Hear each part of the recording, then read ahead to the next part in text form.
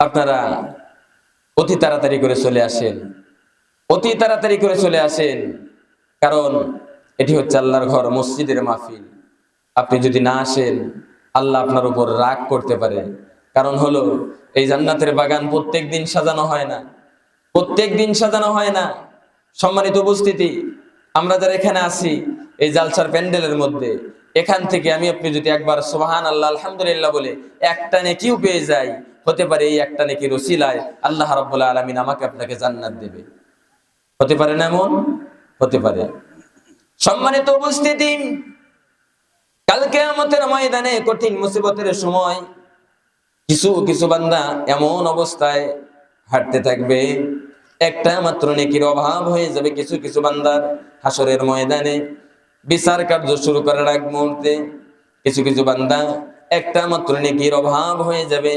ওই বান্দাগুলো মায়ের কাছে চলে যাবে, দৌড়ায় মায়ের কাছে যাবে আর বলবে, মা গো, দুনিয়ার জিন্দেগিতে কত ভালোবাসতা, কত মোহাব্বত করতা।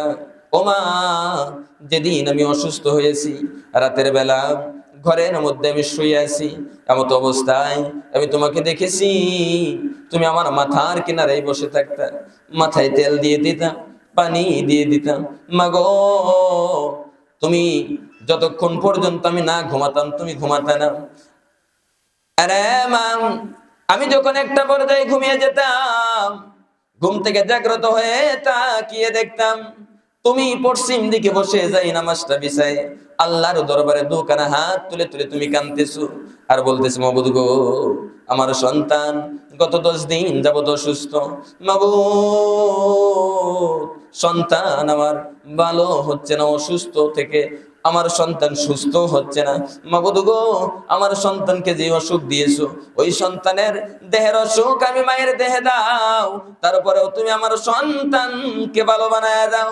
আরে মা, দুনিয়ার জিন্দেগিতে এত ভালোবাসতা, এত মোহাব্বত করতা, একটা মাত্র নেকির অভাবে আজকে আমি জাহান্নামের আসামি হয়ে যাচ্ছি, জাহান্নামে যাওয়া লাগতেছে।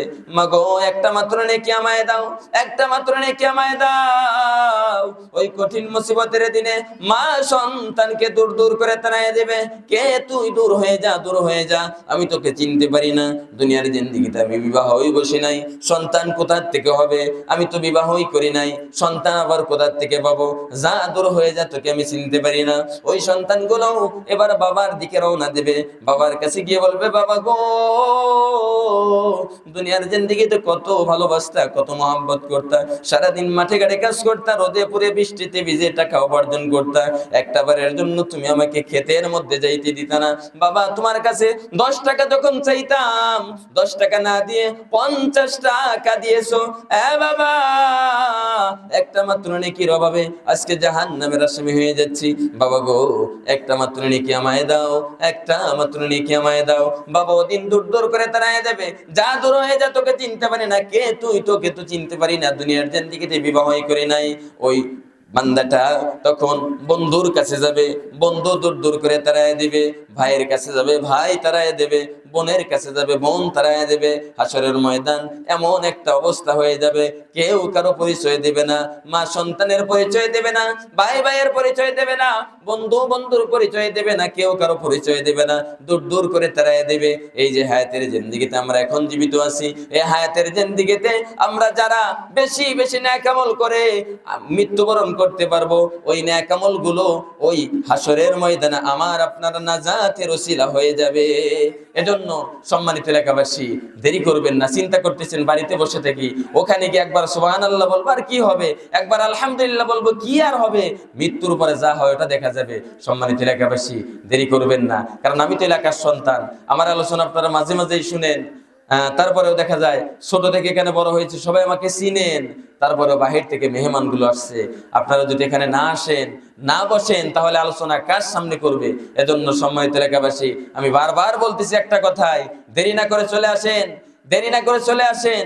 জান্নাতের বাগান প্রত্যেক দিন সাজানো হয় না, আজকে সাজানো হয়েছে, আগামীকাল দিনের বেলা হয়তো থাকবে, তারপরের দিন আর পাবেন না, তার পাবেন না। মসজিদের যেই মাহফিল, আপনারা সবাই মিলে যদি একসঙ্গে এখানে আসেন, এই মসজিদটাকে আবার নতুন করে সুন্দরভাবে করা সম্ভব, সুন্দরভাবে করা সম্ভব। কারণ হচ্ছে নামাজ আমাকে আপনাকে আদায় করতে হয় কিন্তু মসজিদ থেকেই। এজন্য মসজিদ যদি সুন্দর না থাকে, মসজিদ যদি ভালো না থাকে, তাহলে আমি আপনি মসজিদের মধ্যে গিয়ে নামাজ কেমনে আদায় করব। এজন্য সম্মানিত এলাকাবাসী, এখনো যারা এদিক সেদিক ঘোরাফেরা করছেন, ঘোরাফেরা না করে অতি তাড়াতাড়ি এই জান্নাতের বাগানের মধ্যে এসে বসে যান। এই জান্নাতের বাগানের মধ্যে এসে বসে যান। বারবার বলতেছি, জান্নাতের বাগানের মধ্যে এসে বসে যান। কপাল কিন্তু পুড়ে যাবে, কপাল একেবারে পুড়ে যাবে।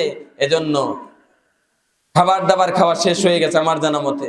এজন্য এখনো যারা আসেন নাই চলে আসেন। মাশাআল্লাহ, আলহামদুলিল্লাহ। আল্লাহ তাআলা তোমার এক বান্দা তোমার ঘরের জন্য আরো 100 টাকা দান করলো, দানকে কবুল আর মঞ্জুর করে নাও, মনের নেক আশা পূরণ করে দাও। ও রব্বি কারীম আল্লাহ, তোমার বান্দা যেই কাজ করে হালাল কামাই রুজির মধ্যে বরকত দাও, হারাম থেকে ধরে ধরে বাঁচাও। হায় আল্লাহ তাআলা, তোমার বান্দার বাড়ির মধ্য থেকে যারা অন্ধকার কবরে চলে গেল, তাদের কবরগুলো জান্নাতের বাগান বানায় দাও। যারা দুনিয়ায় জীবিত, তাদের নেক হায়াত বানায় দাও। আখিরাতে আদালতে কাল কিয়ামতের ময়দানে কঠিন মুসিবতের সময় এই দানের উসিলায় আমাদের সকলকে আরশের নিচে সাদান করো, আমিন। আমিন আমিন আল্লাহ আমিন। দানকারীদের জন্য মাওলা তুমি হয় জামিন। দান করিলে মাল কমে না, নেকির পাল্লা হয় বাড়ি। দানকারীদের জন্য মাওলা জান্নাতে দিও ঘরবাড়ি। আজ না হয় কাল তুমি, আজ না হয় কাল তুমি যাইবা কবরে। যাওয়ার সময় দেখবে চেগো তোমার সবই রইল পরে। যাওয়ার সময় দেখবে চেগো। আজ না হয় কাল তুমি, আজ না হয় কাল তুমি যাইবা কবরে। যাওয়ার সময় দেখবে তুমি গো তোমার সবই রইল পরে। যাওয়ার সময় দেখবে চেগো।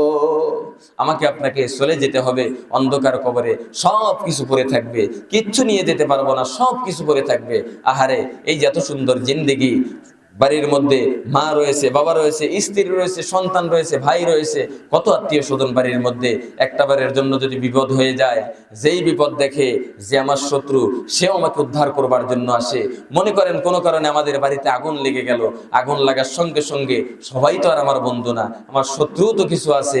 যারা আমার শত্রু তারাও ছুটে আসবে, আহারে অমুকের বাড়িতে আগুন লাগছে, চল যাই, জলদি করে যাই, আগুনটা একটু নিভাই, ওকে একটু বাঁচানোর চেষ্টা করি। লোকজন ছুটে আসবে আগুন নিভানোর জন্য। কোনো কারণে আমার ঘরের মধ্যে যদি সাপ ঢুকে, জানলা দিয়েও যদি দেখে, বলবে এই সাপে কামড়াবে, তাড়াতাড়ি করে চল, সাপের হাত থেকে ওকে বাঁচাতে হবে।